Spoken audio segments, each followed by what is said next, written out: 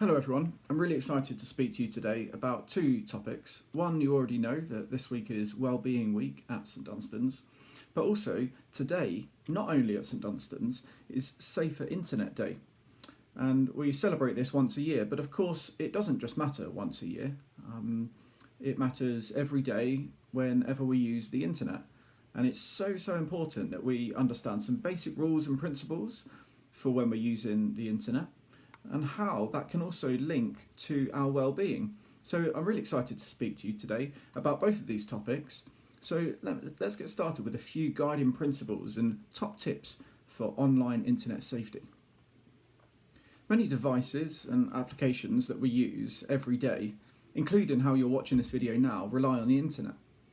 And it's so important, as I've already said, that we understand how we can use the internet safely. Of course, when we're in school, as teachers, we can guide you through how to use it safely. But when you're outside of school, what do you do if you get into a situation? What rules can you apply day to day when you're not with an adult or with a teacher to help you when using the internet? Let's have a look at some top tips. Here are 5 top tips for when using the internet.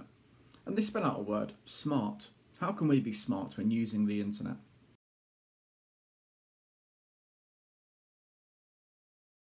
S, safe. We'll talk a little bit more about what these mean one by one in a moment. M, meeting or meet. A, accept or acceptable. R, reliable. And T, tell. Smart, safe, meeting, acceptable, reliable, and tell. Now you might already be thinking that you have an idea of what each of these may mean in a bit more detail, but let's have a look at them one by one now. The first rule then, S for safe. Keep your information safe. Generally what we say as a rule is that if you were to meet a stranger or someone that you haven't met before, would you share information with them? Would you tell them where you live? Would you tell them your name? Well, no. So when you're using the internet, if you're playing games with friends, then why would you tell them information that you wouldn't otherwise tell someone in person? M, meet. Would you meet up with someone after speaking to them online? Well, yes, if they were your friends and you knew them from school, let's say, or a club outside of school. But always know who you're talking to. Similar to keeping your information safe, be absolutely sure that you're talking to the right person, and don't, under any circumstances, meet up with anyone that you wouldn't normally. As I said, if they're a friend from school, fine. But how can you be absolutely sure that they are who they say they are? Our third rule, A, accepting. Don't accept absolutely everything that someone sends you. Someone sends you an email or a message, it might contain a picture. Now that could be really potentially quite damaging for your computer, or it could even steal some of your information. So be absolutely sure, and this relates to what I said earlier about trust, be absolutely sure that you can trust everyone that you speak to. But if you receive something from someone that you don't know, then don't trust if they're sending you an email or a picture or a different file. Show an adult, then delete it. Yeah, let the adult see if you can trust it or not. Now for our fourth one, you might spot a common theme here in trust. The R, reliable. Is the person that you're speaking to trustworthy? Can you rely on them being the person that they say they are? And make sure be absolutely sure that you are speaking to the right people that you think you are. So check with an adult before speaking to anyone. And again, don't share any information. Make sure you can rely on the security of a website or a game before you share any information or before you speak to anyone. Now, on to our fifth and final rule here, or top tip. T for tell. What would you do if you didn't feel safe, if you were asked to meet, if you were not sure about accepting someone's request, someone's email, someone's file? And what if you were not sure about their reliability, if you could rely on a person or a website? T for tell. Tell a trusted adult, a carer, this relates really well to our well-being theme.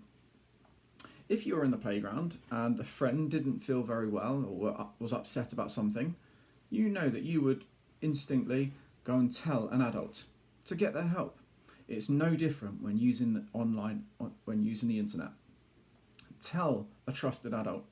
If there's anything at all that you're unsure about, don't respond to it. Don't do anything with it. Leave it. Go and tell someone, tell a trusted adult, and they will be able to help. Now, using the rules that we've just spoken about, let's have a look at a scenario here, an example of a situation where you might have to enact some of these rules and some of these top tips. So, which rules should you remember? You are playing your favourite game online and one of your friends starts to be unkind to you. They use bad language during the game and begin to call you names in the messages you send to each other afterwards. You are really upset and don't want to go on the website again, even though you don't want to stop playing because you're doing really well and getting high scores. Now actually some of this might apply similar to if it's not an online game but in the classroom, in some of the rules, what you do, or rather in the playground. Okay. So what should you do? Who can you tell? And what can you do on a website if this happens? Now, of course, the last question there, what can you do on a website if this happens? Well, that's quite specific to using online websites, of course. But what should you do? Well, that wouldn't be too much different from a game on the playground. I think you know what you would do if someone's being unkind to you. And who can you tell? Again, the same thing applies. You know, who can you tell? We spoke about this earlier with our T top tips. Now, specific to websites.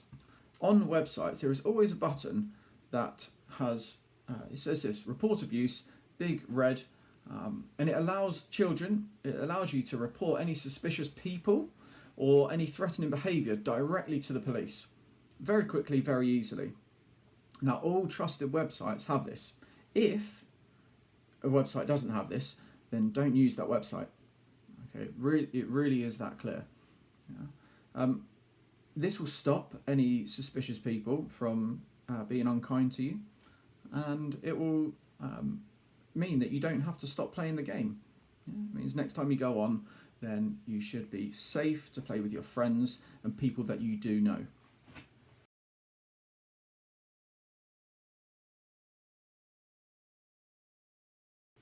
Another scenario here. Let's have a look. You have been playing your favourite online game for 6 months and have met a new player. You often arrange to be online at the same time and regularly message each other about your scores. You have become good friends. Your online buddy says they live quite close and would like to meet to play a new game that they have. You've not got it yet, and it's a brilliant one that you'd love to try out. What do you say to your buddy? Should you meet them and play the game? And think of reasons for that. Now, again, we're probably thinking here that M rule for SMART, the SMART online safety rules. Meet. Don't meet anybody that you don't know. If it's someone that you've only met online, how can you trust them that they are who they say they are? Always tell an adult if this happens.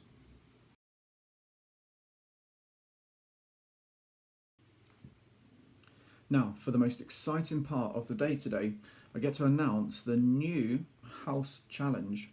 I have to say I was so impressed with some of your submissions for the house baking challenge. Mr. Rapinder and I even had a go ourselves, which you can see on the Stuart House page.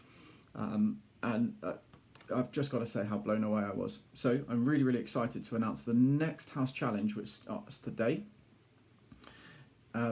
There are a handful of people that already know about this house challenge, and they are your house captains. In fact, they've already had a go and submitted some of their ideas. For this challenge, you need to put on your creative hats, think really creatively about how you are going to make a project. Now, what do you have to do? Of course, it will be related to online internet safety.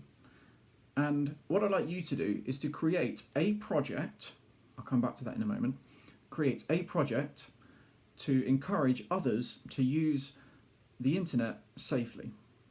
Now, project, what could that be? That could be as simple as doing a poster with a few top tips, a few rules. What else could it be? It could be a video of you explaining to someone about how to use the internet safely. Imagine there's someone who's just come down to planet Earth, never used the internet before. What top tips are you going to give them? You could give them a video. Imagine you're a television presenter, perhaps. Think creatively. I'm giving you a few ideas here, but do not feel that you should be limited to my ideas that I'm giving you. Perhaps you could create a game, an online game that helps people with their internet safety. Some people might have seen the submission from Rodri, the head of Stuart House, or the Stuart House captain, I should say. He's created a game about Interland, which is an online e-safety game. Now I wonder, could you create your own game? Okay, so a few ideas here is a project to encourage others to use the internet safely. Be creative. I can't wait to see what some of your ideas and submissions will be, some of your projects. If you've got family members that are not doing anything, why not rope them in? If you've got siblings at the same school or at a different school, rope them in, get them involved in the project. I really, really can't wait to see your ideas. As always, there will be a house point for every single submission, with the winning house being the one with the most submissions. Once again, I look forward to seeing your house challenge submissions. Upload them to the team as you did with the previous house baking challenge.